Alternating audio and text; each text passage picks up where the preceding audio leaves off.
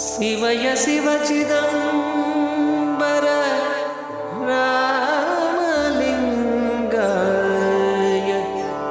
பரபிரம்மனே நம.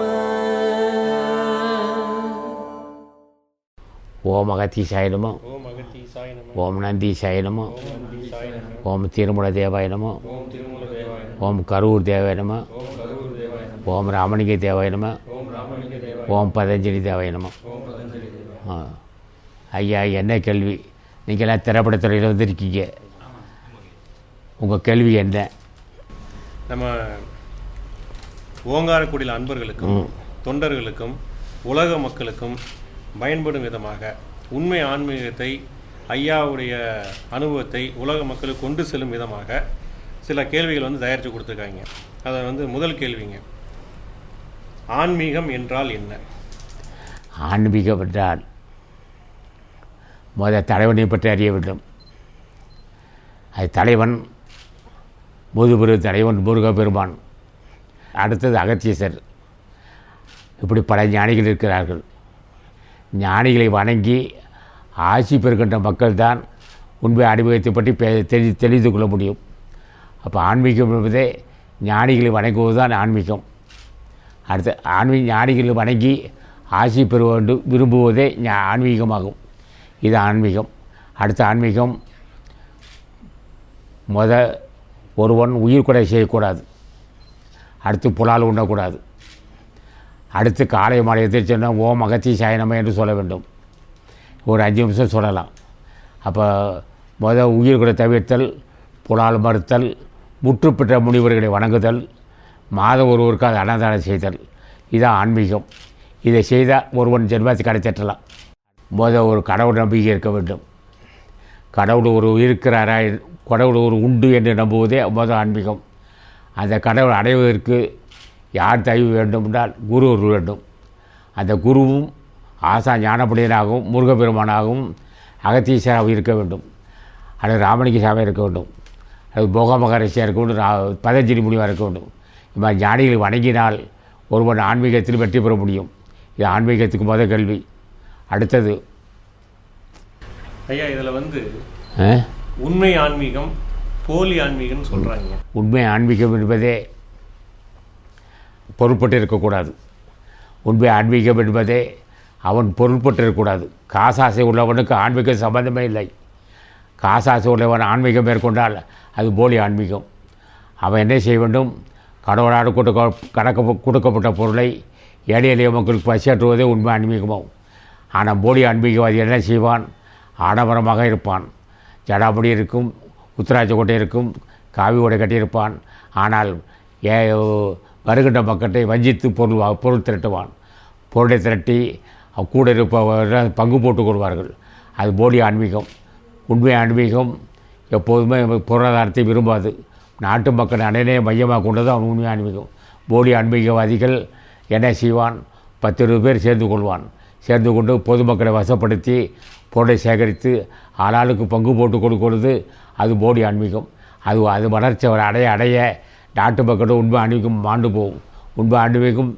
உண்மை ஆன்மீகமே தெரியாமல் போய்விடும். ஆக உண்மை ஆன்மீகம் வளர்ந்தால் போலி ஆன்மீகம் தானே வீழ்ச்சி அடையும். அப்போ ஒன்று வளரும்போது ஒன்று வீழ்ச்சி அடையும். இப்போ உண்மை ஆன்மீகம் வளர்வதற்கு தான் இப்போ நம்ம ஓங்காரக்குடி அமைத்திருக்கிறோம். அடுத்தது ஐயா, உண்மை ஆன்மீகத்தை பின்பற்ற மக்களுக்கு ஏற்படும் நன்மைகள். சரி, உண்மை ஆன்மீகத்தை பின்பற்ற மக்கள் எங்கே வர வேண்டும் என்றால், எவன் உண்மை பொருள் அறிந்தானோ, கடவுளை பற்றி அறிந்தவன், ஞானத்தை பற்றி அறிந்தவன், தர்மத்தை பற்றி அறிந்தவன், பக்தியை பற்றி அறிந்தவன் தான் அந்த மாதிரி சங்கத்துக்கு வந்தவன் தான் தெளிவடைய முடியும். அதன்படி வந்தால் அவன் தோல்விகிற பேச்சு வாழ்க்கையில் இருக்காது. இல்லை என்றால் வாழ்க்கையில் தோல்வி வந்து கொண்டே இருக்கும். என்ன காரணம்? கல்லாத மூடரை காணவும் ஆகாதுன்னா, கல்லாத மூடர் சொல் கேட்க கடன் என்று.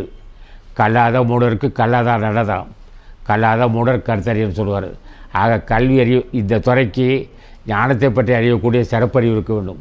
அவனை நம்பி ஒரு மக்கள் வெற்றி பெறுவார்கள். போலி ஆன்மீகம் சென்றால் பொருளையும் வாழ்க்கை இழந்து வாழ்க்கை பூராவும் தோல்வியாகவே முடியும். ஆனால் உண்மை ஆன்மீகம் வந்தால் வாழ்க்கையில் நிம்மதி இருக்கும், மேன்மேலும் வளர்ச்சி தான் இருக்குமே தவிர தோல்வி என்ற பேச்சு இருக்காது. ஆக போலி ஆன்மீகவாதிகள் ஆடம்பரத்தை நம்பி மக்கள் ஏமாறக்கூடாது. உண்மை அனுபவத்தை புரிந்து கொள்ள வேண்டும். உண்மை அனுபவத்தை புரிந்து கொள்ள வேண்டும் என்றால் அவருடைய செயலை பார்க்க வேண்டும். என சொன்னார் வள்ளுவன், கனை கொடிது யாழ்கோடு செவ்விது ஆங்கன வேடைப்படகு பாடால் கூடனா. அம்பு அழகாக இருக்கும், ஆனால் கொலைக்கருவி. யாழ் வளைந்திருக்கும், ஆனால் அதிலிருந்து வரும் இசை ரொம்ப இனிமையாக இருக்கும். ஆகவே ஒருவன் செயலை பார்த்த பின் தான் ஒரு இல்லறத்தான் நம்ப வேண்டுமே தவிர ஆடம்பரத்தை பார்த்து நம்பினால் நிச்சயமாக அவன் தோல்வி அடைவான் என்பது பல ஞானிகள் கருத்தாகும். அடுத்தது, அந்த போலி ஆன்மீகத்தை மக்கள் பின்பற்றுறதுனால் மக்களுக்கு ஏதாவது கொஞ்சமாவது நன்மை கிடைக்குமாங்க, இல்லை தீமை தான் போலி ஆன்மீகவாதிகள் சென்றால் அவன் தோல்விதான் அடைவான். என்ன காரணம் என்றால் அவன் பொருளை இழந்து விடுவான். கடைசி காலத்தில் வெறுங்கையாக போவான். புண்ணிய புலம் இல்லாமல் அருள் புலம் இல்லாமல் வாழ்க்கையில் தோல்வி மேல் தோல்வி வரும். போலி ஆன்மீகவாதிகள் உண்மை ஆன்மீகம் வந்தால் நாளுக்கு நாள் வளர்ச்சி ஏற்படுமே தவிர தோல்வி என்ற பேச்சே இல்லை. உண்மை அனுமதிக்கிறோம். ஆனால் போலி அனுமதி சென்றால் பொருளையும் பறி கொடுத்து வாழ்நாள் பூராவும் தோல்வி துவண்டு அல்லல் போட்டு போவானே தவிர அவன் வாழ்க்கையில் தோல்வி வெற்றி பெற முடியாது. போலி அனுமதியினால் தோல்வி அடைவார்கள், உண்மை அடைவது வெற்றி பெறுவார்கள். இதான் உண்மை ஆன்மீகம். வந்தவர்கள் வெற்றி மகிழ்ச்சியாக இருப்பார்கள். இந்த சங்கம் 37 ஆண்டுகள் ஆயிடுச்சு. 37 ஆண்டுகளாக தமிழர் தளர்ந்திருக்கு என்றால் இங்கே நடக்கிற அறப்படி தான் காரணம். அதுக்கு காரணம் ஆசான் அகத்தீசன், ஆசான் திருமூலதேவன், ஆசான் திருமூலதேவர், திருஞான சம்பந்தர், ராமலிங்க சாமிகள், பதஞ்சலி முனிவன், முதுபெரும் ஞானிகள், மாணிக்க வாசகன், இப்படிப்பட்ட ஞானிகள் தலைவரை கொண்டிருப்பதால் தான் இந்த சங்கம் கிட்டத்தட்ட 37 ஆண்டுகள் தளர்ந்திருக்கிறது. காரணம், மற்ற சங்கங்கள் தோன்றும் வளருவது போல் இருக்கும், ஆனால் வீழ்ச்சி அடைந்துவிடும். இது வளரும் வளரும் வளரும் வளரும் வளர்ந்து கொண்டே இருப்பது காரணம் தூய்மையும் உண்மை இருப்பதால் தான் இந்த சங்கம் இந்த அளவுக்கு வளர்ந்துள்ளது. ஆக இந்த சங்கம் வளர்ந்து கொண்டே இருக்கும். இதுவே வருங்காலத்தில் உலகமாட்டத்துக்கு காரணமாகவும் இருக்கும். வருங்காலத்தில் இப்போ இல்லை, வருங்காலத்தில் உலக மாற்றத்துக்கு காரணமாக இருப்பது இதே சங்கம்தான் என்பது பல ஞானிகள் கருத்தாகும். அடுத்தது, ரொம்ப சந்தோஷங்க, நல்ல விளக்கங்க. அது நல்ல விளக்கம் கொடுத்தீங்க ஐயா. சரி ஐயா, ஐயாவுடைய திருவாய் மலர்ந்தீங்க, ஞானிகளுடைய அறிமுகங்க. இந்த தமிழகத்தில் முதல்ல தோன்றிய ஞானி, அவங்களுடைய பாரம்பரியமாக கடைசியில் ஐயா வரைக்கும் ஐயா ஒரு விளக்கம் கொடுக்கிறாங்க. ஒரு மனிதனுக்கு இப்போ எப்படி இருக்குன்னா இந்த காலம், ஒரு மனிதனுக்கு யோக நெறி பற்றி தெரிந்திருக்க வேண்டும். அப்போது அவன் என்ன செய்வான்? பக்தி நெறி தெரிந்திருக்க வேண்டும். ஆசான் அகத்தீஸ்வரி அறவோர்த்தி ஞானியை திருவிழி பூஜை செய்திருக்க வேண்டும். பூஜை செய்தால் தான் ஆன்மீகத்தை உணர்த்துவார்கள். அப்படி பாரம்பரியமாக உணவு குடிச்சுத்தே வந்திருக்கிறார்கள். சென்ற நூற்றாண்டிலே முதுபெரும் தலைவன், உலகத்துக்கே தலைவன், ஜீவகாரிய தலைவன் ஆகிய ராமலிங்க சாமி தோன்றியிருக்கிறார். அடுத்து பல பேர் தோன்றியிருக்கிறார்கள். அடியேனும் அதில் ஒருத்தர் இருக்கிறேன்.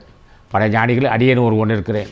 ஆனால் இந்த துறைக்கு மூணலை அறிய வேண்டும், வாசி வசப்பட வேண்டும், இடங்களையும் பெண்களையும் சுடுபோல் ஒடுங்க வேண்டும். அப்படி ஒடுங்கினால் அவனுக்கு அது உண்மையான ஆன்மீகத்துக்கு அதுதான் அறிகுறி. வாசி வசப்பட்ட மக்கள் என்றும் பொருளாதாரத்தை கண்டு மயங்க மாட்டார்கள்.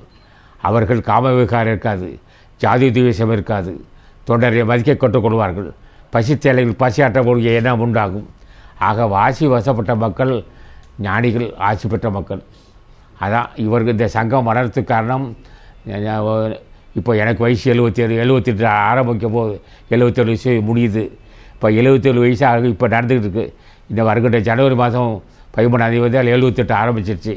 அப்போ 76 ஆண்டுகளாக இந்த அளவுக்கு நாங்கள் திடமாக இருக்கிறேன் என்றால், நான் நோய் வாய்ப்படாமல் முதுமை வராமல் இருக்கிறேன் என்றால் ஆசான் ஆசியால் வாசி வசப்பட்டதால் இந்த அளவுக்கு வாய்ப்பு கிடைத்திருக்கு. இந்த வாய்ப்பு எல்லோருக்கும் கிடைக்க வேண்டும் என்றால் அவர்களும் இந்த கொள்கை கடைப்பிடிக்க வேண்டும். என்ன கடைப்பிடிக்க வேண்டும்? உயிர் கொலை செய்ய மாட்டேன், புலாவு உண்ண மாட்டேன், மது அருந்த மாட்டேன், எந்த வகையிலாவது மாத ஒரு ஊருக்கு 2 ஊருக்கு அன்னதானம் செய்வேன் என்று சொல்லுகின்ற மக்கள் இருக்கும் வரை இருந்தால்தான் இந்த ஆன்மீகத்தில் முன்னேற முடியும். அடுத்தது, நம்ம ஞானிகள் தோன்றுவதற்கு இந்த தென்னாடு மட்டும்தான் தட்ப வெப்பம்லாம் அமைப்பாக இருக்குதுங்க, இல்லை உலகத்தில் எங்கே வேணுமாலும் ஞானிகள் தோன்றலாமாங்க? அப்படி வாய்ப்பே இல்லை. தமிழகம் தான் அந்த ஞானிகள் உருவாகிறதுக்கு காரணம். தமிழகம் தான். அது முதல் தலைவன் சுப்பிரமணியர் தான். ஏன் மனிதன் பிறந்தான், ஏன் அறதலை வந்தது, அது எப்படி தடுப்பது, ஏன் சாக வேண்டும், ஏன் ஈழ இருமல் வந்தது, ஏன் அறதலை வந்தது, இதுக்கு என்ன உபாயம் என்று அறிந்த முதல் தலைவன் சுப்பிரமணியர் தான். அவர் தான் தமிழ்நாட்டில் பிறந்த முதல் தலைவன்.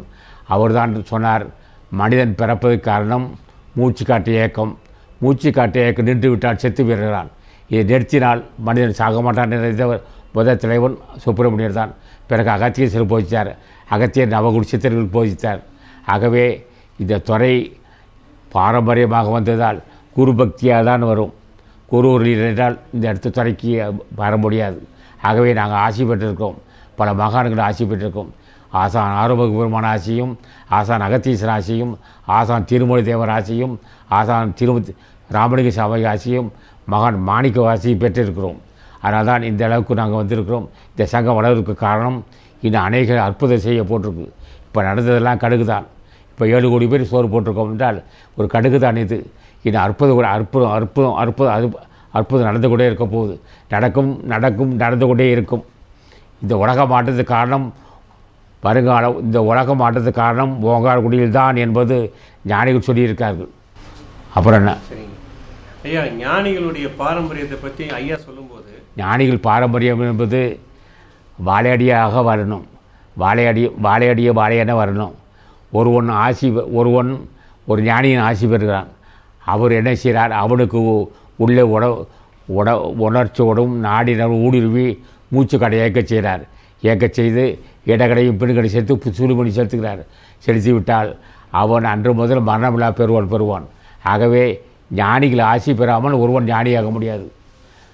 இல்லறத்தாலும் தான் சரி. நம்பினால் அது முற்று பெற்ற முனிவனாக இருக்க வேண்டும். கூப்பினால் அது ஆசான் அகத்தீசனாக இருக்க வேண்டும். சிந்தித்தால் ராமலிங்க சாமியாக இருக்க வேண்டும். போற்றினால் திஞ்ஞான சமுதாயம் இருக்க வேண்டும். ஆகவே ஞானிகளை போற்றுதல், வணங்குதல் அத்தனையும் ஜென்மத்தை கிடைச்சிட்டு பயன்படும். அடுத்தது ஐயாவுக்கு ஞானிகளுடைய அறிமுகம் எந்த வயசுலைங்க, எத்தனை வருடம் கிடைச்சது? நான் ஒரு காலத்தில் மனம் பெற்று இருந்தேன்.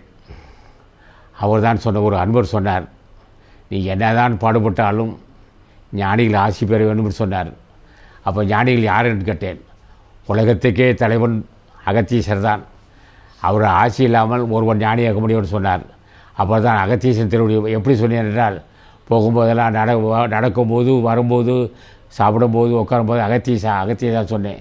அந்த பூஜை அவர் ஏற்றுக்கொண்டார். பஸ்ஸில் போகும்போது, சைக்கிளில் போகும்போது, நடக்கும்போது அகத்தீசான்னு சொன்னோம். அப்போ அவர் பார்த்துக்கிட்டே இருந்தார் ஆசான். சரி, அவனுக்கு வாசி நடக்க கொடுக்குன்னு சொன்னார். அப்போ வாசி நடத்தி கொடுக்கறதுக்கு அதிகாரம் ஆசான் ஆரோக்கிய பெருமானுக்கு உண்டு. அப்போ அகத்தீஸ்வரர் ஆசியால் ஆரோக்கிய பெருமான் என்ன செய்தார், ஒரு 30 ஆண்டுகளுக்கு முன்னாடி இடங்களையும் பெண்களையும் சேர்த்து அவரும் உள்ளே நுழைந்து இப்போவும் மூலாதாரத்தை தங்கியிருக்கிறார். இப்போ பேசுவதும் அவர்தான். அப்போ உடம்பில் தங்கியிருப்பதும் அவர்தான். என்னை இளமை ஆக்கி தருவதும் அவர்தான். இனி உலகத்தில் நடக்கக்கூடிய அற்புதங்களுக்கு அவர்தான் தலைவர். ஆகவே ஒருவர் சொல்ல வேண்டும், இன்று முதல் நீ ஆசான் அகத்தீசரையோ, திருமொழி தேவரையோ, ராமலிங்க சாமியோ, மாணிக்கவாசனையோ, யாரோ ஒரு மகான் திருவுடைய பூஜை செய், ஜென்மத்தை கடைத்தேற்றுன்னு சொல்ல வேண்டும். என்னை கேட்க வேண்டும். ஒரு துறவு மேற்கொண்டவன் அடிமைக்கு ஞான சித்திக்க வேண்டும். அதுக்குரிய அறிவும் பரிபக்க வேண்டும் என்றும். அடிமைக்கு ஞான சித்திக்க வேண்டும், அதுக்குரிய அறிவும் பரிபக்க வேண்டும். இப்படி நாக்கு தழும்புபடி கேட்டுக்கிட்டே இருக்கணும். கேட்க அவர் கொடுத்துக்கிட்டு தான் இருப்பார். ஆகவே ஒருவன் எதை கேட்க வேண்டாம், இல்லை நீங்கள் கேட்க வேண்டும். என் மனைவி மக்கள் அப்படி இருக்க வேண்டும், நோய் நொடியாக இருக்க வேண்டும், அடிமை ஜென்மத்தை கடைத்தட்ட வேண்டும். அதே சமயத்தில் ஏழைகளுக்கு பசியாற்ற வேண்டும். அது தய சிந்தை வேண்டும். இந்த துறைக்கு அடிப்படை தய சிந்தை தான். வேறு எந்த வகை சடங்குகளும் அகப்படாது. எவன் ஒருவன் பசியாற்ற நினைக்கிறானோ அன்றே அவன் கடவுள் தன்மை அடைவான். பசியாற்றக்கூடிய எண்ணம் வந்தால் அன்றே அவன் மனிதன். அதை தொடர்ந்து செய்து வந்தால் அவன் தேவன். மேலும் தொடர்ந்து செய்தால் அவன் ஞானி ஆவான். ஆகவே பக்தி தான். தய சிந்தையும் பக்தியே ஒருவனை ஜென்மத்தை கிடைத்திற்றும். ஐயா, இந்த சங்கம், இந்த அமைப்புங்க, ஓங்காரக்குடியில் ஒரு அமைப்புங்க, ஸ்ரீ அகத்திய சன்மார்க்க சங்கம்னு ஐயா ஆரம்பிச்சிருக்கீங்க. இதை ஐயாவுக்கு இந்த மாதிரி ஒரு சங்கம் ஏற்படுத்தணும் அப்படின்னு ஐயாவுக்கு சிந்தையில் எப்படிங்க உதிச்சது? எதன் பொருட்டுங்க? எந்த சூழ்நிலையில் ஐயாவுக்கு இந்த மாதிரி ஒரு எண்ணம் வந்து? அதான் சொல்கிறேன், நான் முன் ஜென்மத்தில் பெருமிதுற்ற தவத்தோனுக்கு வலுவாத தொண்டு செய்திருக்கிறேன். அது யாரென்றால் ஆசான் கரூர் முனிவருக்கு தொண்டு செய்திருக்கிறேன். ஆசான் கரூர் முனிவருக்கு தொண்டு செய்து அவர் ஆசி பெற்றதால் அவர் என்ன சொன்னார், நான் பெற்ற வாய்ப்பினை பெருமையாக என்று வாழ்த்தினார் என்னை. அன்று அந்த வாழ்த்து தான் இன்று இந்த சங்கம் உருவாகியிருக்கு. கரூர் முனிவர் ஆட்சியாலும் அவர் வழிகாட்டினார். கரூர் முனிவர் தான் எனக்கு முதல் குரு. அவர் தான் எனக்கு சொன்னார். அவருடைய ஆட்சியால் தான் இந்த சங்கம் இயக்குது. அப்போ என்னால் இயங்கவில்லை, ஞானிகள் இயக்கியிருக்கிறார்கள். இப்போ சங்கம் உருவானதுக்கு காரணம், பல கோடி மக்கள் சாப்பிட்றதுக்கு காரணம், அருமையான அற்புதமான தொண்டர் வருவதற்கு காரணம், தொண்டர்களை மதிக்கக்கூடிய சங்கத்துக்கு காரணம் என்னென்னா, மற்ற சங்கத்திலெல்லாம் தொண்டர்களை மதிக்க மாட்டான், ஏழை எளியவனை மதிக்க மாட்டான். இங்கே அப்படி இல்லை. ஏழையாக இருந்தாலும் சரி, பணக்காரன் இருந்தாலும் சரி, எந்த ஜாதியாக இருந்தாலும் சரி, அவன் அறப்பணிக்கு வந்து விட்டான், அன்றே அவன் வெற்றி பெறுவான். ஆக தொண்டரை மதிக்கக்கூடிய சங்கம். ஆகவே ஆசானாடு உணர்த்தப்பட்டக்கூடியவன் தவிர என்னால் ஏற்படவில்லை. ஆக கரூர் முனிவரும் அகத்தியரும் இப்படி ஒரு ஸ்தாபனத்தை உருவாக்க வேண்டும் என்று பல்லாயிரக்கணக்கான ஆண்டுகளுக்கு முன்னையே இப்படி ஒரு சங்கத்தை உருவாக்க வேண்டும் என்று ஞானிகள் திட்டமிட்டு செய்த வேலை தான் இந்த சங்கம். நானாட் செய்யவில்லை, நான் இயக்கினேன். நான் அவர் ராமலிங்க சாமி சொல்வது போல் பாட்டு வைத்தால் பாடுகின்றேன், பணி வைத்தால் பணிகின்றேன், பதிய நின்றை கூட்டு வைத்தால் கொடுக்கின்றேன், கொலை வைத்தால் கொலைகின்றேன், குறித்த ஊனை ஊட்டு வைத்தால் உண்கின்றேன், உறங்கு வைத்தால் உறங்குகின்றேன், உறங்காதே ஆட்டு வைத்தால் ஆடுகின்றேன், அந்தோ சிறிய அளவது என்று சொன்னார். ஆக அவர் என்னை ஆட்டினால், அவர் பாட வைத்தார், அவரை ஏங்க செய்தார். ஞானிகளாகவே உருவாக்கினார்கள் தவிர நான் உருவாக்கவில்லை. இந்த சங்கம் உருவாக்குவதற்கு ஞானிகளே சூழ்ந்திருந்து அகத்திய சன்மாசம் ஒன்று அமைக்க வேண்டும் என்று திட்டமிட்டு அவர்களே எல்லா ஞானிகளும் சூழ்ந்து இந்த சங்கத்தை உருவாக்கி இருக்கிறார்கள். ஆகவே அதனால்தான் இந்த சங்கம் மேலும் மேலும் வளர்ந்து கொண்டே இருக்கும். அதான் ஞானிகள் ஆசையாக தான் இந்த சங்கம் உருவாகியிருக்கு. என்னுடைய முயற்சி இல்லை. அடுத்தது ஐயா, அகத்திய சன்மார்க்க சங்கத்தின் கொள்கைகள். நீங்கள் அகத்திய சன்மார்க்க சங்கத்தின் கொள்கையே நாளே வருதான். உயிர் கொலை செய்யாதே, புலால் உண்ணாதே. அடுத்து காலை மாலை ஓம் அகத்திய சாயினம, ஓம் ராமலிங்க சாமிகள் திருவள்ளியில் போற்றி, ஓம் பதஞ்சலி திருவள்ளுவர் நான் சொல்கிறது. அப்போது உயிர் கொலை செய்யாது, புலால் உண்ணாதே, மது அருந்தாதே, மாதவொருவர் கனதானம் செய், மனைவி மக்களோட அன்பு காட்டு, எவன் ஒருவனுக்கு உதவி செய்தானோ அந்த நன்றியை மறக்காதே. நன்றி மறந்தவனுக்கு இந்த துறைக்கு ஆகாது. ஒருவன் சின்ன தொண்டு செய்தாலும் கடுகளுக்கு தொண்டு செய்தாலும் சரி, அதை கருத்தில் வைத்துக் கொள்ள வேண்டும். அது தொண்டர்களை தொண்டர்களை மதித்தால் தான் இந்த சங்கம் உயிர்ப்பட முடியும். ஆகவே இல்லறத்தானும் முன்னேறலாம். இல்லறத்தான் எப்படி முன்னேறலாம்? இல்லறமும் செய்ய வேண்டும், இல்லறத்திலும் இருக்க வேண்டும். ஆனால் சிந்தை மட்டும் ஆசா ஞானிகள் திருவடியில் இருக்க வேண்டும். எப்போ பார்த்தாலும் ஞானிகள் இருக்கணும். அப்போ இல்லறமும் சிறக்கும். பக்தி செலுத்தினால் செல்வம் பெருக்கும். பக்தி செலுத்தினால் சிறுமை குணம் இருக்காது. பக்தி செலுத்தினால் நன்றி உணர்வு வரும். பக்தி செலுத்த ஒருவனுக்கு தூய்மையான அறிவு வரும், மென்மையான அறிவு வரும், தய செய்த வரும். நம்ம வணங்கக்கூடியவன் தய செய்த உள்ளவன், கொடையை வடிவானவன், எதை கேட்டாலும் செய்யக்கூடிய தகமை உள்ளவன். அவர்களால் ஞானிகளால் உருவாக்கப்பட்டது தான் ஓங்காரக்கூடியது. நாம் என்னுடைய செயலால் உருவாக்கவில்லை. ஞானிகளை உருவாக்கிறார்கள், என்னை அனுப்பினார்கள், நான் தொண்டு செய்கிறேன். தொண்டர்களும் தொண்டு செய்கிறார்கள், அவர்களும் வெற்றி பெறுகிறார்கள், நானும் வெற்றி பெறுகிறேன். வெற்றி பெற்று தொண்டர்களும் இந்த வாய்ப்பு பெறுவார்கள். ஆனால் ஓங்காரக்குடியில் தொண்டு செய்கிற மக்கள் நிச்சயமாக ஜென்மத்தை கிடைத்து வருவார்கள். அதுக்கு பொருளுதவி செய்வதற்கும் புண்ணியம் செய்ய வேண்டும், தொண்டு செய்வதற்கும் புண்ணியம் செய்திருக்க வேண்டும். புண்ணியம் செய்யாமல் ஒரு வணிகம் இருக்க முடியாது. இப்போ சினிமாத்தோடைய வந்திருக்காங்க, அவங்க ஞானிகள் ஆசிரியர் இந்த குடிலுக்கு வந்திருக்க முடியாது. ஒரு நாகேஸ்வர் வந்திருக்காரு, அதில் அந்த இதிலே நாகேஸ்வரத்தை வந்திருக்காரு. ஆகவே அவர் வந்திருக்கிறாரு. ஆகவே ஞானிகள் ஆசியாலைக்கு வந்திருக்கிறாங்க. எல்லா தொண்டர்களுக்கும் ஆசி இருக்குது. என்ன கேட்கணும்? ஐயாவுடைய பல சொற்பொழிவுகள்லாம் கேட்டிருக்கீங்க. ஐயாவுடைய சொற்பொழிவுகள், பல சொற்பொழிவுகளில் வந்து ஐயா வந்து மனிதன் ஜென்மத்தை கடை தேற்ற வேண்டும் சொல்கிறீங்க. அப்படின்னா என்னங்க? மனிதனாக பிறந்தால் மற்ற ஜீவராசிகள் இல்லாத ஒரு ஆற்றல் மனிதனுக்கு உண்டு. இந்த உடம்பு கடவுள் தங்க கொண்ட உடம்பு. ஆக ஜென்மத்தை கிடைத்த விரும்புகின்றவன் ஜென்மத்தை கிடைத்திட தெரிந்தவுடன் தொடர்பு இருக்கணும். யார் ஒருவன் ஜென்மத்தை கிடைத்திடானோ அவன் தொடர்பு இருக்க வேண்டும். அப்போ பட்டத்தார் இருக்கார், அவர் முதுபெரு யோகி ஞானி. அவர் பல கப்பலை அவர் செஞ்சவர். கோடிக்கணக்கான பொருள் வந்தது, வாரி வாரி வழங்கி கை சவந்து கையாது. அப்படிப்பட்ட மகான், யாராவது ஒரு மகான் திருவடியை பற்றினால்தான் ஒருவன் ஜென்மத்தை கிடைத்த முடியும். அது ஜென்மத்தை கிடைத்ததுக்கு ஒரே உபாயம் ஞானிகள் திருவடி தான். ஞானிகள் திருவடி வழங்கினால்தான் ஜென்மத்தை கிடைத்த முடியும். எவன் ஒருவன் ஜென்மத்தை கிடைத்து கொண்டானோ, எவன் ஒருவன் மனமில்லா பெறுவன் பெற்றானோ, எவன் கருணையை வடிவானவனோ, நிறைய தெரிய மூப்பற்றவனும் மனமில்லா பெருவாழ்வு பெற்றவன் திருவடி பற்றினால் அன்றி ஒருவன் ஜென்மத்தை கிடைத்த முடியாது. அப்போ ஜென்மத்தை கிடைச்சற்ற உபாயம் ஞானிகள் திருவடி தவிர வேறு உபாயமே இல்லை. ஆக அவன் காட்டுவான். தினம் பூஜிக்க அவன் நாம செய்ய பட்டத்தாரையா, நீங்களாம் பெரிய மகனையா, நாயின்னு கடையனாகி என்னை ஒரு பார்வை பார் என்று சொன்னால் அன்று அவர் ஆசி பெறுவான். அந்த ஒரே ஒரு கேள்வி, நாயின்னு கடைக்கட்ட பாவி நான், நீங்களாம் புண்ணியவனாகி உன் திருவடியை பூஜிக்க வாய்ப்பு கிடைத்திருந்து விட்டது. நான் வெற்றி பெறுவேன். ஆக உன் ஆசி பெறுவதற்கு உன் ஆசி வேண்டும். பட்டத்தாரையா, அருணைநாதா, திருஞான சம்பந்தரையா, ராமலிங்க சாமிகளே, மாணிக்க வாசகா, நீங்களாம் பெரிய மகான்களையா, உங்கள் திருவடி தினம் பூசிக்கவும் அடிமை ஜென்மத்துக்கு கடை சென்று கொள்ளவும் நீரே அருள் செய்யணும் என்று கேட்டால் அதுவே ஜென்மத்துக்கு கடை சென்று கொண்டு உபாயமாகும். அப்புறம் அடுத்து ஐயா அதே மாதிரி ஞானிகளை பூசிப்பவன் ஞானி ஆவான் அப்படின்னு ஐயா சொல்லியிருக்கீங்க. ஆமாம், அதை பற்றி ஐயா. நம்ம வணங்கக்கூடியவன் இறந்து பிறப்பவன் அல்ல, அவன் மனமில்லா பெருவாழ்வு பெற்றவன். மனமில்லா பெருவாழ்வன் பெற்றவன் திருவடி பற்றி நான் அன்றி ஒருவனும் மனமில்லா பெருவாள் கைக்கூடாது. ஆக ஞானியை பூசிப்பவன் ஞானியாவான். என்ன காரணம்? அவன் காமத்தை வென்றவன், பொருள்பட்ட அற்றவன், மாசற்றவன், பந்தபாச அற்றவன், தய சிந்தை உள்ளவன், எதையும் செய்யும் வல்லம் உள்ளவன். அப்பேற்பட்ட ஆசியை அவனுடைய ஆசி பெறாமல் ஒருவன் ஞானியாக்க முடியாது. ஆகவே ஞானியை வணங்கவும் ஞானியாவான் என்பது நான் மட்டுமில்லை, எல்லா ஞானிகளும் சொல்லியிருக்கிறார்கள். ஆகவே ஞானியை வணங்க வேண்டும். நாம் வணங்கினால் செத்தவனை வணங்கக்கூடாது. செத்து பிறக்கின்ற தெய்வ துதிப்பவருக்கு புத்தி தான் இல்லை என்றார். சில பேர் பிரபலியமான இருப்பான், பிரபலியமாக இருப்பான், ஆனால் செத்து போவான். செத்து போனவனை வணங்கவே செத்தே போவான்.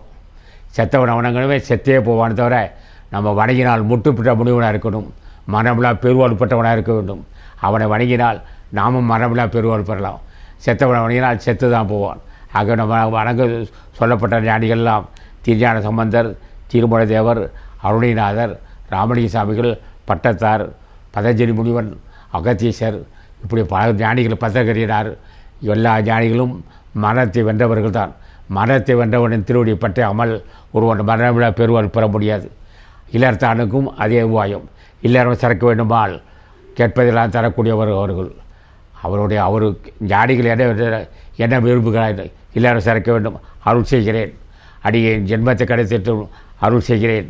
மரணமில்லா பெருவாள் பெற வேண்டும், அருள் செய்கிறேன். நீர் என்னோடு கலக்க வேண்டும், என் உணர்வோடு உணர்ச்சியோடு கலக்க வேண்டும் என்று கேட்க வேண்டும். அவர் ஆசானை கேட்க வேண்டும். அவர்களுடைய பெரியவர்கள் கேட்கும்போது இப்படி தான் கேட்கணும். இப்போ நான்லாம் பாவி தான் தாயே, என்னை போன்ற பாவிகள் உலகத்தில் யாருமே இல்லை, நீங்கள்லாம் புண்ணியவான்கள்.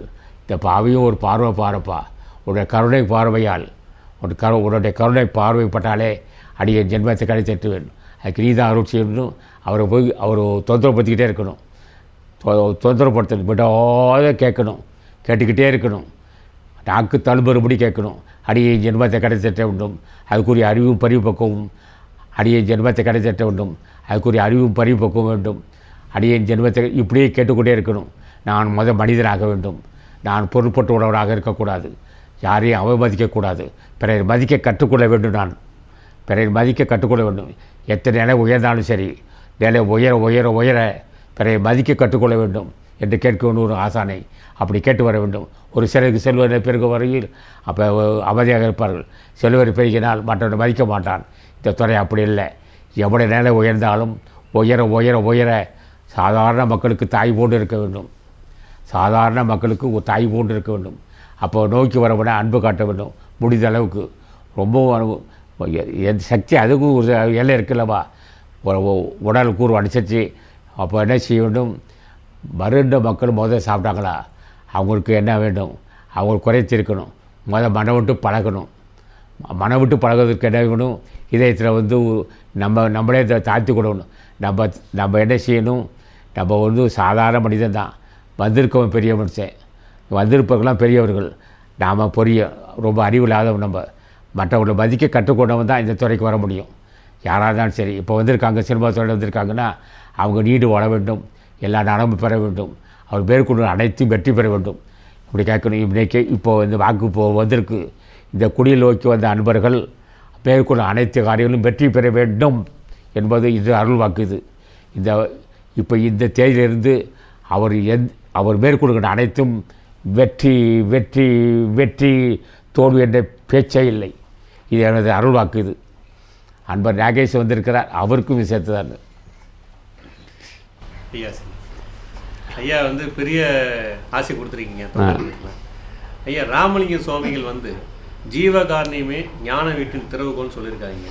ஐயாவும் இந்த காலகட்டத்தில் அன்னதானம் செய்தால் துன்பங்கள் தீரும் சொல்லிட்டு இருக்கீங்க. ஜீவகாரணத்தை பற்றியும் அன்னதானத்தை பற்றியும் ஐயாவுடைய ராமலிங்க சாமி ஆசி பெறாமல் ஒரு ஜீவ தெய்வம் வராது. ஜீவகாரிய தலைவராகிய ராமலிங்க சாமிக்கு ஆசியே ராமலிங்க சாமிகளே இந்த நம்ம சித்தர்களுக்கும் நீர் உமது நூல் தான் உயர்ந்த நூல். நீ ஒரு திருவடியை தினம் பூசித்து அடியே ஜீவகாரியத்தை கடைப்பிடிக்க வேண்டும். ஜீவகாரியத்தை கடைப்பிடித்தவன் ஆட்சி இல்லாமல் ஒருவன் ஜீவகாரியத்தை கடைப்பிடிக்க முடியாது.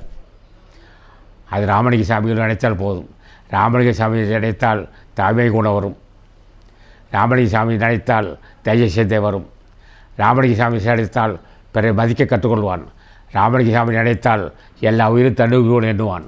எவன் ஒருவன் எல்லா உயிரும் தன்னுயிர் போல் எண்ணுகின்றானோ அவனே ராமலிங்க சாமி ஆசி பெற்றவன் ஆவான். ராமலிங்க சாமிகளே, நீங்களாம் பெரிய மகானையா, நீ பெற்ற அந்த அனுபவத்தை, அந்த அருளை, அந்த தேச சிந்தையை, கருணையும் நாயினு கடையராகி எனக்கும் கொடுக்க அருள் செய்யணும் என்று கேட்டால் அவன் ஜீவகாரியத்தை தவறவன். ஆக ராமலிங்க சாமியில் ஆட்சி பெறாமல் ஒருவன் ஜீவகாரியத்தை கடைப்பிடிக்க முடியாது. அவருக்கு ஆசி வழங்கிய ஒரு ரகசியம் தான். ஆனாலும் யாராலும் செய்ய முடியாத ஒரு அற்புத தொண்டு ராமலிங்க சாமி செய்திருக்கார் என்றால் அது அவருக்கு இயல்பாக முன் ஜென்மத்தை செய்த புண்ணியத்தால் வந்தது. மேலும் தாய் தந்தை உயர்ந்த பண்புள்ள மக்கள்.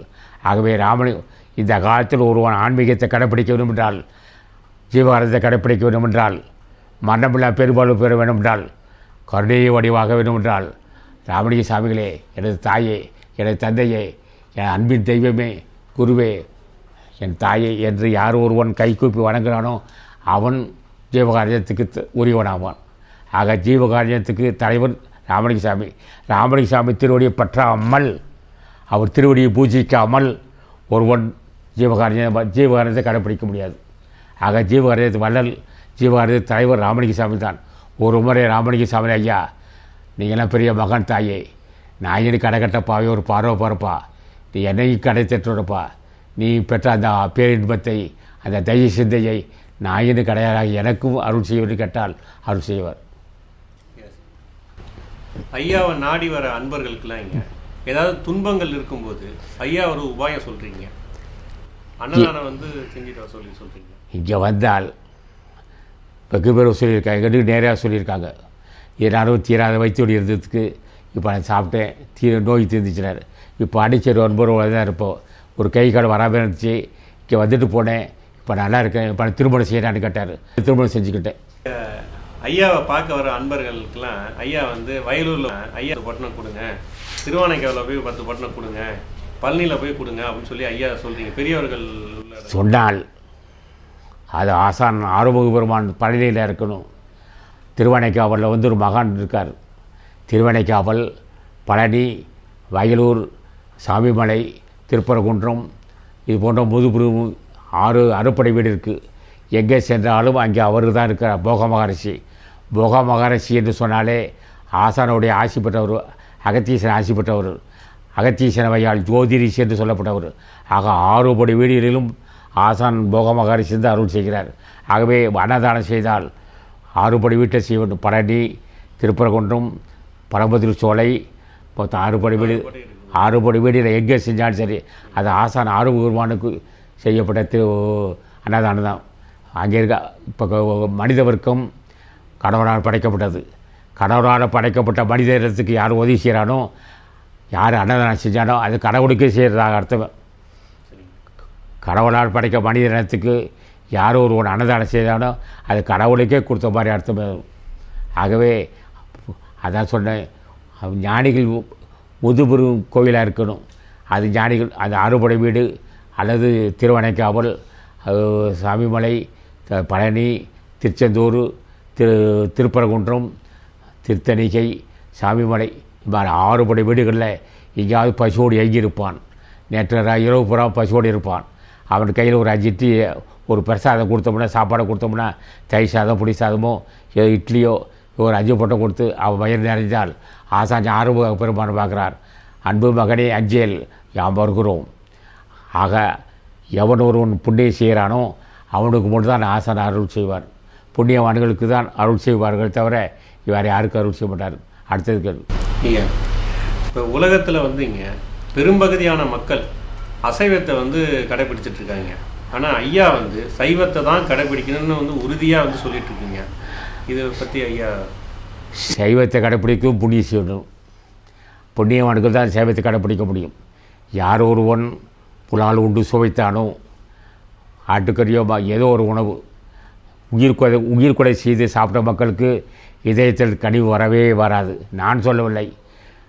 படை கொண்டார் நெஞ்சம் போல் நன்றூக்காது உடன் உடல் சுவை ஒன்றார் மன்னர். ஆக அந்த கையில் ஆயுதம் வச்சிருக்கவனுக்கு எப்படி இருக்கும்? யாரை கொலை செய்ய நினைக்கிறோமோ அது மாதிரி இதயத்தில் ஒரு கனிவே இருக்க முடியாது. தன்னூன் பெருக்கிற்கு தான் பெரிதூன் உண்பான் எங்கனம் ஆடுவார்னார்.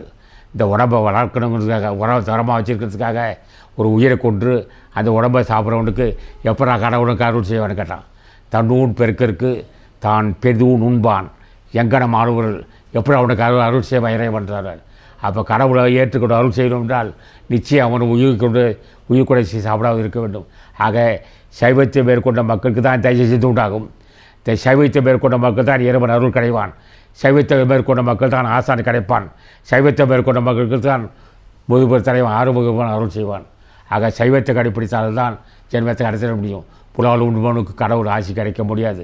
அவர் இதுவரை சாப்பிட்டுருக்கலாம். ஆசான் ராமலிங்க சாமிகளே, இந்த புலால் உண்டுகின்ற பழக்கத்துக்கு அடைவாகிவிட்டேன், நீ இதை என்னை காப்பாற்ற வேண்டும் என்று சொன்னால் நிச்சயம் அவர்கள் காப்பாற்றப்படுவார்கள். அடைவைப்பட்டிருக்கலாம், குற்றமில்லை. இந்த நேரம் வரலும் சாப்பிட்டுருக்கலாம், நாகேஸ்வரிலும் இந்த நேரம் வரலும் சாப்பிட்டு இருக்கலாம். ஆனால் மாற்றிக்கலாம். இல்லை மாற்றிருக்க அடிக்கடி ஒரு பேசுறது. ஆக சைவத்தை கடைப்பிடிக்க வேண்டும் என்றால் சைவத்துக்கு தலைவனாக்கிய ராமலிங்க சாமிகள், சைவத்துக்கு தலைவனாக்கிய அருணகிரிநாதர், சைவத்துக்கு தலைவனாக்கிய திருஞான சம்பந்தர், சைவத்துக்கு தலைவனாக்கிய ராமாணிக்க வாசகர், சைவத்துக்கு தலைவனாக்கிய பதஞ்சலி முனிவர், சைவத்துக்கு தலைவனாக்கிய ஆறுமுகபெருமான், சைவத்துக்கு தலைவனாக்கிய அகத்தீசர், யாரும் திருவடி பட்டியலால் அன்றி ஒருவன் சைவத்தை கடைப்பிடிக்க முடியாது. அப்புறம் என்ன? இப்போ ஞானிகளுடைய ஆசை சைவத்தை கடைப்பிடிக்கிறவங்களுக்கு அவர் ஆசி வேணும். ஆசை இருக்குங்க. ராமலிங்க சாமிகளே, இதனால அறிந்து அறியாமலோ புலால் உண்டு விட்டேன், உயிர் கொலை செய்தி சாப்பிட்டு விட்டேன். அது நீர் தான் ஏற்று மன்னித்து இனிமேலாவது நான் சைவத்தை கடைப்பிடித்து ஜென்மத்தை கிடைச்சிட்டு நீரை அருள் செய்யணும்னு கேட்டால் அதுக்கு அருள் செய்வார். சைவத்துக்கு தலைவன் ராமலிங்க சாமிகள் ஞானிகள் தான். அவரை கேட்டே அவருடைய ஆசை பெற்று அவர் நான் கேட்போம். தினமும் திருவடி பூசிக்க அருள் செய்யணும். ராமலிங்க சாமிகளே, நீங்கள் நல்லா பெரிய மகான்கள், தினமும் திருவடி பூசிப்பதற்கு ஆசி தர வேண்டும். நீ பெற்ற அந்த ஆசியை, நீ பெற்ற அந்த அருளை, ஆற்றலை, கருணையை, மன்னமிட பெருவாழ்வை நாயின் கடையனாகி நான் பெற வேண்டும் என்று ஆசானை கேட்க வேண்டும். கேட்டு தான் பெற வேண்டும். கேட்க வேண்டியதை பெற வேண்டியதை பெறணும். யாரை கேட்க வேண்டும்? அது ஞானிகளாக இருக்க வேண்டும். என்ன கேட்க வேண்டும்? அடியேன் ஜென்மத்தை கிடைத்தட்டும். என்ன கேட்க வேண்டும்? ஜீவத்தை உறவனாக வாழ வேண்டும். அடியேன் நீ பெற்ற அந்த அனுபவத்தை, ஞானத்தை நானும் பெற வேண்டும். நான் உன் அருளை பூர்வமாக பெற்றுக்கொண்டு உன்னை வேற ஆளாக்க வேண்டும். ஒன்று நான் கேட்பேன். ஆகாது ராமலிங்க சாமியிலே, நீ பெற்ற அருளையெல்லாம் நான் கைப்பற்ற வேண்டும், உன்னை வேற ஆளாக்குன்றான். ஏடா எப்படி கேட்குறா? நீ பெற்ற அருளையெல்லாம் நான் பெற்றுக்கொள்ள வேண்டும், உன்னை வேற ஆளாக்கணும், உன்னை போட்டி ஆக்கணும், நான் வெற்றி பெறணும். அப்படி கேட்டிருக்கு. இதை எனக்கு கொள்கை. ஞானிகளை நான் அகத்தீச கேட்டேன். உங்ககிட்ட அருளை அழைத்து நான் பெற வேண்டும், உன்னை வேற ஆள போட்டி ஆக்கணும், உன்னை திவாடு கொடுக்குற அளவு செய்யணும். அப்படி கேட்டுக்கிட்டேன். அப்புறம் என்ன ஐயா, இந்த காலகட்டத்தில் முன்ன நம்ம கேள்விப்பட்டிருக்கீங்க, எப்பயாவது இயற்கை சீற்றம் வரீங்க. ஆனால் இப்போ இருக்கிற காலகட்டத்தில் இயற்கை சீற்றங்கள், இந்த ஆழிப்பேரலாம் அடிக்கடி நடந்துட்டு இருக்குதுங்க. பண்புள்ள மக்கள், பண்புடையார் பட்டுண்டு உலகு, அது பற்றியில் பண்புக்கும் ஆய்வு பண்ணான். ஆக பண்புள்ள மக்கள் நாளுக்கு நாள் குறைந்து வருகிறார்கள். பண்புள்ள மக்கள்னால் தயவு செய்து உள்ள மக்கள் குறைய குறைய குறைய இயற்கை சீற்றங்கள் வரதான் செய்யும். அப்போ இனி இயற்கை சீற்றம் வர வாய்ப்பில்லை. அடுத்த 2013 இயற்கை சீற்றம் வராது என்பது யூகமாகும், உறுதியாக சொல்ல முடியாது. ஆக 2013 ஆண்டு இப்போ 2012 நடக்கும், டிசம்பர் நடந்துகிட்ருக்கு. ஆக 2013 இயற்கை சீற்றங்கள் கட்டுப்படுத்தப்படும். ஆசான் அகத்தீசன் ஆட்சியால், ஆசான் அருணகிரிநாத ஆட்சியால், ஆசான் திருமல தேவர் ஆட்சியால் இயற்கை சட்டங்கள் கட்டப்பட்டு உலக மக்கள் செழிப்பாக வாழப்போகிறார்கள். 2013 தான் நாகேஷ் கேட்டுக்கிட்டு இருக்காரு. இதையும் இது வந்து உலக மக்களுக்கு புத்தாண்டு செய்தியாக நாங்கள் எடுத்துக்கலாமாங்க? உலக மக்களுக்கு புத்தாண்டு செய்தி வருது. 2013 உலக மகா தலைவன் ஆரோக்கியமான வருகிறான் வருகிறான் வருகிறான் வருகிறான் வந்து கொண்டே இருக்கிறான், வந்து விட்டான். இனி உலகம் செழிக்கத்தான் போகும். அராஜக அநீதிகள் அழிக்கப்பட்டு பண்புள்ள மக்கள் வாழ்வார்கள். பக்தர்கள், பத்திரிகையாளர்கள், சான்றோர்கள், பண்பாளர்கள் இவர்களுக்கு இப்போ துன்பம் இருந்துக்கிட்டு இருக்கு. இந்த துன்பத்தை நீக்கி உலக மக்களை அஞ்சாதீர், யாம் வருகிறோம், அஞ்சியல் என்று சொல்லுகின்றதுக்கு ஆற்றல் பொருந்தி ஆறுமுகம் வரப்போகிறான் 2013 அப்படி சொல்லி ஞானி சொல்லிட்டு இருக்காங்க. அப்புறம் என்ன ஐயா வந்து ஞானிகளை வந்து தொடர்பு கொள்வது முறை இருக்குல்லைங்க. ஐயா வந்து பூஜையில் வந்து தொடர்பு கொள்கிறேன்னு சொல்லி ஐயா சொல்கிறீங்க. ஞானிகள் வந்து உங்கள் ஐயாவுக்கு வந்து இந்த உணவை சாப்பிடணும், இப்படி இருக்கணும், அப்படி இருக்குன்னு சொல்லி சோடி மூலியமாக சொல்லிட்டு இருக்காங்க. ஆமாம், எனக்கு இப்போ தவத்தை மேற்கொண்டோம் 76 செப்டம்பர் 17 76 செப்டம்பர் 17 தவத்தை ஆரம்பித்தோம். அப்போது சொன்னார், உனக்கு வந்து பச்சரிசி, பாசிப்பயிறு, பசும்பால், சரி சர்க்கரை சேர்த்துக்கினார். ஆரம்பித்தோம். அப்புறம் ஆரம்பிக்கும்போது அதுக்கப்புறம் சொன்னார், அடிக்கடி பிராணாயம் செய்கிற, யோகா செய்கிற, இதுக்கு வந்து சக்தி சாரணை, அடுத்து வந்து வல்லார சூரணம், அடுத்து வந்து சிவகிரந்தை, இப்படி பல மூலிகை சொல்லிக்கிட்டே இருப்பாங்க. அப்போ மூலிகை சொல்ல சாப்பிட்டுக்கிட்டே இருந்தோம். அப்போ மூலிகை சொல்லுவாங்க, உணவு மாற்றம் வந்துக்கிட்டே இருக்கும், அடிக்கடி உணவு மாற்றம் வந்துக்கிட்டே இருக்கும். அப்போ சொன்னார், அப்போ சொல்லுவாங்க, இந்த யோகா செய்கிறவனுக்கு உஷ்ணம் வரும், அப்போ பசு நெய் சேர்க்கணும், அப்போ பசு நெய்யில் இவ்வளோ சேர்க்கணும், உணவு நெய் செய்யணும், இந்த மூலிகை சேர்க்கணும், இப்படி மூலிகை வர்க்கத்தையும் அப்போ சொல்லிக்கிட்டே இருப்பாங்க. அப்போ என்ன செய்வான், யோகா செய்கிறவன், மூச்சு பயிற்சி செய்கிறவன், யோகா பயிற்சி செய்கிறவனுக்கு உஷ்ணம் ஏறும். அப்போது அதுக்கேற்ற மூலிகை சொல்லுவாங்க. அடிப்படை காரணம் சக்தி சாரம் தான். அதுக்கப்புறம் பல மூலிகை இருக்குது, பல நூற்றுக்கணக்கான மூலிகை இருக்குது. ஆனால் அடிப்படை சக்தி சாரணை, சிவகரந்தை, வல்லார் சூரணை, கரசலாங்கண்ணி சூரணை, இப்படி பல வகை சூரணை இருக்குது. சூரணை சாப்பிடணும். அது சாப்பிடும்போது அப்போ தான் உடம்பு உஷ்ணம் அடங்கும். அனல் மிகுந்தால் இந்த உடம்புல இருக்குல்ல, இந்த உடம்புல குளிர்ச்சி சக்தியாகவும், உடம்புல இருக்கிற வெப்பமே சிவமாக இருக்குது. இதான் ரகசியம். அப்போ அர்த்தநாரின்னு சொல்லுவாங்க. சிவபெருமான் பாதி பெண்ணாகவும் பாதி ஆணுகளும் சொல்லுவாங்க, அது கதை. ஆனால் எப்படி இருக்குன்னா, உடம்புல குளிர்ச்சி சக்தியாகவும் வெப்பம் சிவமாக உள்ளது. அப்போ சக்தி குறையும் போது சிவம் தூங்கும், சிவம் தூங்கும்போது சிவம் ஓங்கும். அப்போ சமப்படுத்தணும். அப்போ இந்த உடம்புல வெப்பமும் குளிர்ச்சி சமமாக இருந்தால் வாதப்பத்தை சிலத்தும் சமமாக இருக்கும். ஆக இந்த உடம்பு சக்தி சிவமும் சேர்ந்தது தான். அதே சமயத்தில் இந்த உடம்பு இடகடையாக சந்திரகலை சக்தி, இது சூரியன் சிவமும் சக்தி ஒன்றுபட வேண்டும். அது பூர்வ மத்தியில். இப்போ நம்ம உடம்பில் குளிர்ச்சி மிகுந்தால் ஆபத்து, வெப்பம் மிகுந்தால் ஆபத்து. ஆக இந்த வெப்பம் என்ற சிவம் ஓங்கினால் சக்தி என்றது செத்துவிடும். அப்போ என்ன சிவம் என்ற அக்னியை ஏந்தினால் உடம்பில் குளிர்ச்சி என்றது வீழ்ச்சி அடையும். அப்போ சிவன் தான் ஓங்கி நிற்பான். அப்போ யோகத்துடைய இதாக வேதியியல், ஒரு வேதியியல் உணர்ந்துக்கிட்டே இருக்கும். ஒரு மனிதனுக்கு வேதியியல் நடக்கும். இப்போ நம்ம சாப்பிட்ற உணவு ஜீரணம் ஆகுதுன்றால் ஒரு வேதியியல் நடந்துருக்குன்னு நினச்சோம். அப்போ பசி ஒரு வேதியை தான். பசி என்று சொல்லப்பட்ட வேதியியல் தான் உலக மக்களை காப்பாற்றிட்டு வருது. அந்த வேதியியலை யோகமாக மாற்ற வேண்டும். அப்போ யோகம் மாற்றும் போது அனல் ஏறும். அனல் ஏற காமதேக வீழ்ச்சி அடையும். அப்போது ஊருக்கிட்ட சுக்கிலம் வற்றிவிடும்.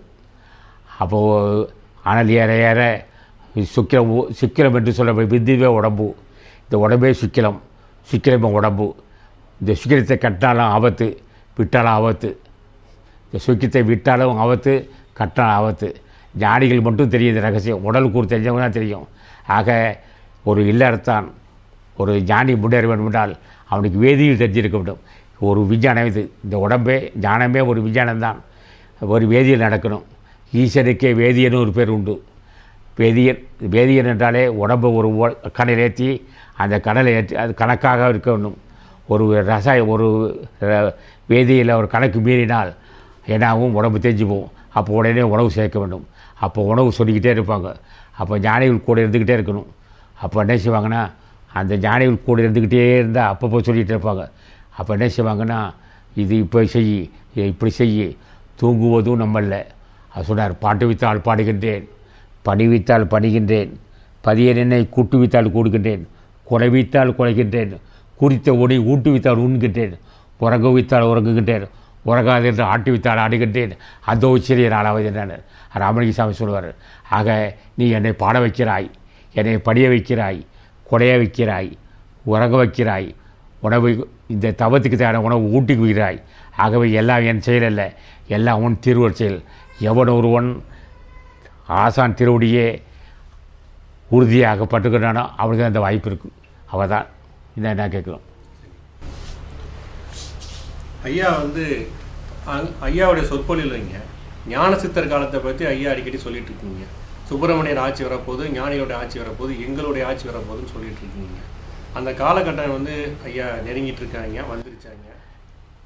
நான் பேசிய அத்தனையும் ஆசான் ஆடப்படின்னு பேசுறது நான் உண்மையை போய் சொல்கிறேன். நான் பேசவில்லை, நான் பள்ளிக்கூடத்துக்கு போகவில்லை, நான் ஒரு கை நாட்டு. என்னிடம் பேனா கொடுத்தா நெப்பை ஒடிச்சு விடுவேன். என்ன காரணம் கேட்டால், நான் எழுதும் போதே நெப்பு ஒடிச்சு போகும். ஒரு பேனா சரியானு சொன்னேன், ஒரு பேனா சரியாக இருக்குது, ஒரு கையெழுத்து பண்ணா என்கிட்ட நான் அந்த காலத்தில் எனக்கு பேனா கையெழுத்து கொடுத்தா நெப்பை ஒடிச்சு தான் கொடுப்பேன். என்ன காரணம், அந்த அளவுக்கு இருந்தவன். நான் பேசியது நான் இல்லை, இந்த நானே என்னை பேச வைத்தார்கள். உள்ளே ஆசான் தங்கியிருக்கிறான். இப்போது ரகசியம் சொல்லுகிறேன். ஆசான் ஆறுகு பெருமான் 79 ஏப்ரல் மாதம் 24ஆம் தேதி அமாவாசை அன்று ஆசான் உடம்புக்குள்ளே சூழ்ந்து இடக்கடையும் பின்களை இயங்கச் செய்து அவரே புறம்பத்து ஒடுங்கி இப்போ ஒந்தி கமலத்தில் உள்ள மூலாத தங்கியிருக்கிறார். அவரே பேசினார், அவரே பேச வைக்கிறார். இப்போ வருகின்ற மகன்பர்களும் அவர்கள் தான். இப்போ இங்கே இருக்க அத்தனை பேரும் ஆசான் ஆறுமுக பெருமான் தான். யாரும் நினைக்காதீர்கள், ஆசான் ஆறுமுக பெருமானை இங்கே வந்திருக்கிறீர்கள். இப்போ இந்த வாய்ப்பு கிடைத்திருக்கு உங்களுக்கு. இன்று முதல் உங்களுக்கு ஆசான் ஆறுமுக பெருமான் உங்களுக்கு இல்லறமும் சிறக்க செய்ய வேண்டும், தொழிலும் சிறக்க வேண்டும், செல்வத்தை பெருக வேண்டும், தொட்டோ தொலைக்க வேண்டும். இது எனது வாக்கு. சொன்னது ஆறுமுக பெருமான வாக்கு இது. நான் பேசவில்லை, நான் கல்லாதவன், மணிக்கணக்காக பேசுவேன். கவிகளை அள்ளி கொட்டுவோம். யாரை கொட்டினானா, நீ அட பேச, நான் தான் பேசுகிறேன். அரசு ஆறுமுகமான என் கேசட்டை அத்தனை பார்த்தீங்கன்னா, என்னுடைய பதிவு நாட்டை அத்தனை பார்த்தால் கவி மலையாக கொட்டுவோம். ஆனால் நான் படிக்காதவை. ஆசான் என்ன செய்தார், அவர் கல்வி கூட்டார்.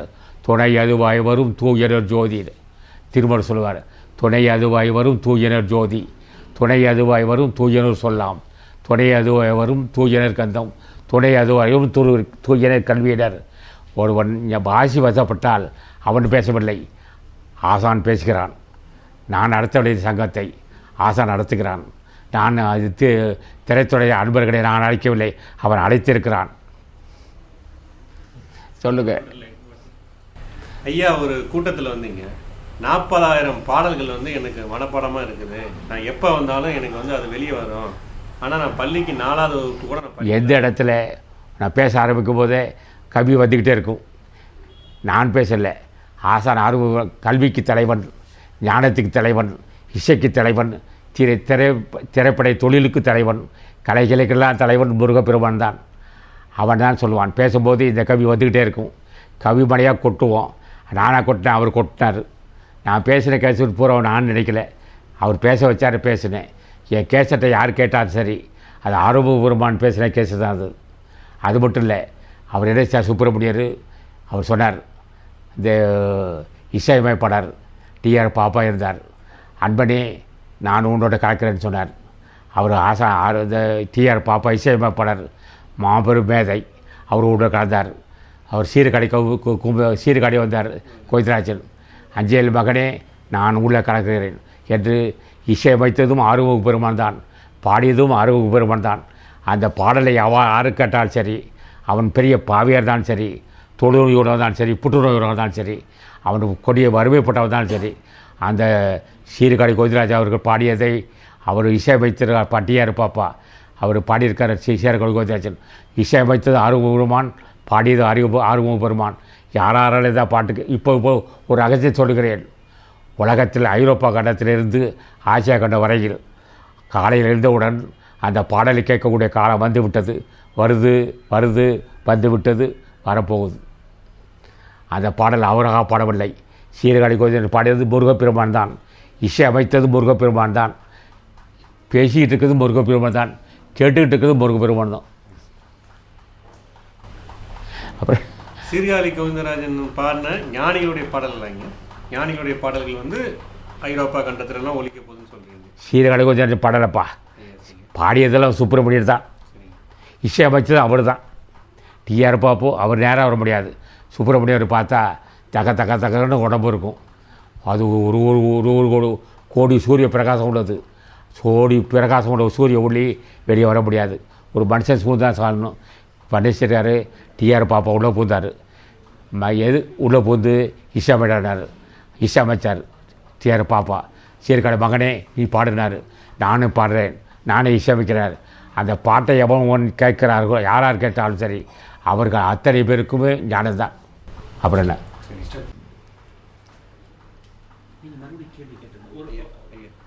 டிஆர் பாப்பா இசையமைத்து சீர்காழி பாடியிருக்கார். போத கந்தன் அலங்காரம், வேலுவிருத்தம் மயில்விருத்தம், அடுத்தது திருமந்திரம், அடுத்தது தெய்வமணி மாலை, அடுத்தது அப்போ கந்தன் அலங்காரம், வேலுவிருத்தம் மயில்விருத்தம், திருமந்திரம், தெய்வமணி மாலை, இதெல்லாம் சீர்காழி பாடியிருக்கார். இது ஆசானார் பாடப்பட்டது, கோளறு பதிகம். அதான் சொன்னேன், கந்தன் அலங்காரம், வேலுவிருத்தம் மயில்விருத்தம், திருமந்திரம், தெய்வமணி மாலை, கோளறு பதிகம், அத்தனை கடவுளால் பாடப்பட்டதே. ஆசான் ஆறுபெருமானும் அகத்தீஸ்வரும் திருமல தேவரும் ராமலிங்க சாமியும் அருணகிரிநாதனும் சேர்ந்து பாடப்பட்டது தான் இந்த பாடல்கள். ஒருவாறு பாடவில்லை. எல்லா ஞானிகளும் உள்ளே பூந்து பாடியிருக்காரு.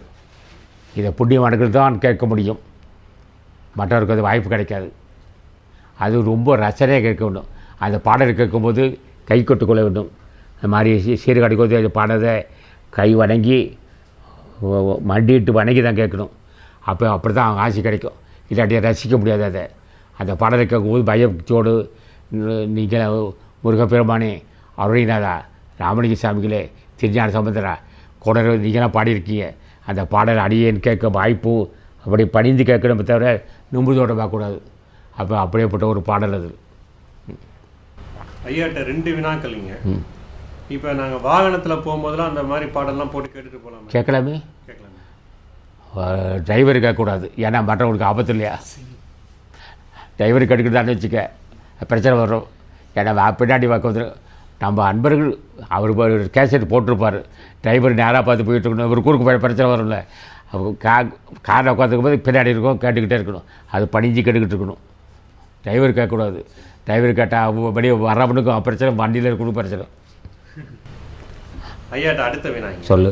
இந்த பாடல்கள்லாம் வந்து கொஞ்சம் கடினமான வார்த்தைகளாக இருக்கிற மாதிரி இருக்குதுங்க. உள்ளுக்கு நுழைஞ்சி பார்த்து அது அர்த்தம்லாம் எங்களை மாதிரி ஞானிகளுக்கு தெரியும். பாம்பின்கால் பாம்பறியினார். புட்டுப்பட்ட முனிவன் பாடினது மட்டும் எங்களுக்கு தெரியும். சும்மா இரு, அது பெரிய வார்த்தை. சும்மா இருப்பதுவே சுற்றட்ட பூர்ணம் என்று எம்மாடு அறிதல் எழுதோ பராபரமினார். ஆக அந்த தெரியும். அது அது அது சார எங்களுக்கு தெரியும். ஆக பாடல்களுடைய தன்மை ஞானிகளுக்கு மட்டும்தான் தெரியும் ரகசியம், மற்றவங்களுக்கு தெரியாது.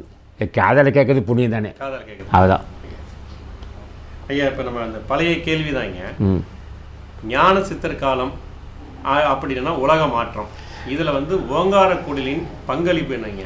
நம்ம பல இடத்துல ஐயா இந்த உலகம் இப்போது உலகத்தை ஓங்காரக்குடில் பார்த்து கொண்டிருக்கிறதுன்னு சொல்லியிருக்கீங்க. ஆனால் எதிர்காலத்தில் ஓங்காரக்குடிலை உலகம் உற்று நோக்கும் அப்படின்னு ஐயா பல இடத்துல சொல்லியிருக்கிறோம். அதை பற்றி ஐயா இந்த உலக மாற்றத்தில் ஓங்காரக்குடில் தலைமையேற்று நடத்த போகிறதா, இல்லை அதோட பங்களிப்பு என்னங்க?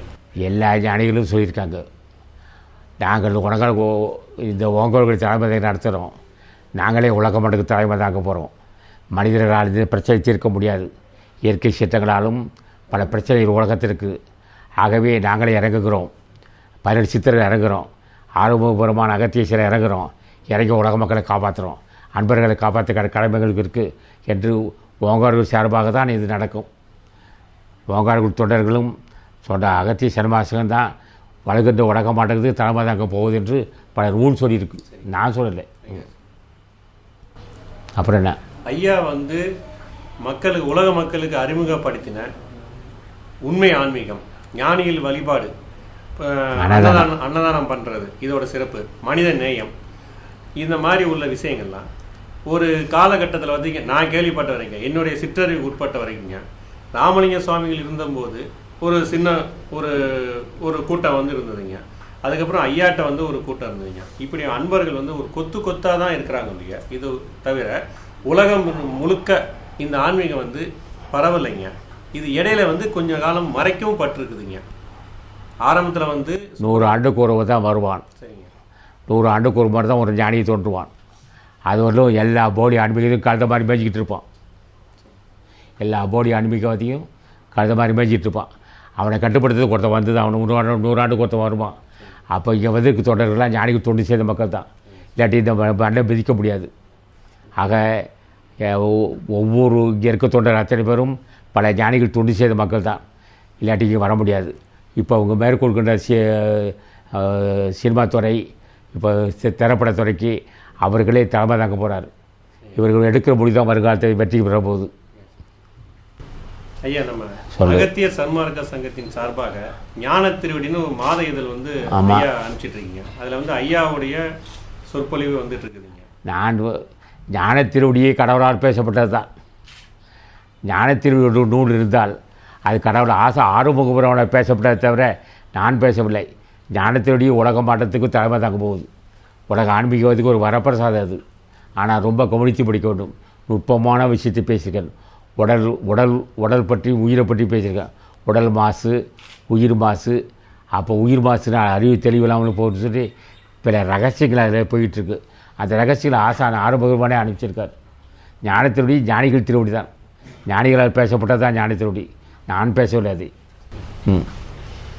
ஐயா வந்து இப்போ சமீப காலமாக வந்து கைப்பிரதிகள்லாம் வந்து நோட்டீஸ் இருக்குல்லைங்க. ஆமாம். நோட்டீஸில் நிறைய எக்கச்சக்கமாக ஒரு 1 லட்சம் 1.5 லட்சம் நோட்டீஸ் போல் தமிழ்நாடு ஃபுல்லாங்க, தமிழ்நாடு முழுக்க வந்து அனுப்பிச்சிட்ருக்கீங்க. அது வந்து சோடியில் ஞானிகள் சொன்ன விஷயங்களை வந்து அனுப்பிச்சிட்ருக்கீங்க. அதோடைய நோக்கம் என்னங்க? அப்போ ஏன்னா புஸ்தகம் குடிக்கும்போது ஒருத்தர் தான் போகும். இது உடனே மக்கள்கிட்ட பரவுன்னு சொல்லி தான் என்ன செஞ்சேன். அவங்கவுங்களுக்கு இப்போ நம்ம கோயம்புத்தூரில் வந்து இவர் ராமகுமார் ஒருத்தருக்கார். அவரை கூப்பிட்டு அவருக்கு தொப்பி வச்சேன். அவர் மூலம் 90,000 நோட்ஸ் போட்டிருக்கோம். 90,000 நோட்ஸ் அவரே நயமாக பேசி அவருக்கு தொப்பி வச்சுட்டேன். அவர் மூலமாக 90,000 பேர் வருது. கலசிங்க நயனார், அமர்திரி நயனார், இன்னும் ஒரு நூல் வருது போகுது. 90,000 பேப்பர் கலர் பிரிண்ட்டு அவருக்கு தொப்பி வச்சுட்டேன். அவர் ஏற்றுக்கிட்டார். இப்போ மக்கள்கிட்ட பரவுது. அது யாராவது ஏமாந்து அவங்களுக்கு தொப்பி வச்சிருவேன்.